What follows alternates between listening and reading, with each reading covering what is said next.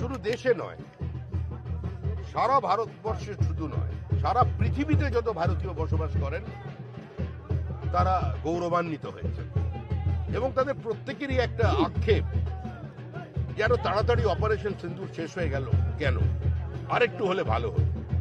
আত্মসমর্পণ করেছে। সেই অপারেশন সিন্দুর আজকে দক্ষিণ 24 পরগনায় একটা প্যান্ডেল করছে, সেটাকে সেলিব্রেট করবার জন্য পুলিশ ডেকে তাকে বন্ধ করে দিল। এখন কলকাতার বুকের ওপরে অপারেশন সিন্দুর করছে সজল ঘোষ, সেটাকে বন্ধ করে সমাজের এক শ্রেণীর মানুষের কাছে বার্তা দিতে চাইছে যে আমি তোমাদেরই লোক। আজকে এই যে তৃণমূল কংগ্রেসের রাজনীতি বিভাজনের রাজনীতি, তারা চায় না পশ্চিমবঙ্গের মুসলমানরা এপিজে আব্দুল কালামের পংক্তিতে দাঁড়াক, কাজী নজরুলের পংক্তিতে দাঁড়াক, সৈয়দ মুস্তাফা আলীর সঙ্গে একই পংক্তিতে দাঁড়াক। তারা চায় সবাই আফজল গুরুর ভাষায় কথা বলুক। তার জন্যই এটা করছে। এটা তো সম্পূর্ণ একটা ধর্মান্ধ মৌলবাদী রাজনীতি চলেছে দুর্গাপুজোকে কেন্দ্র করে।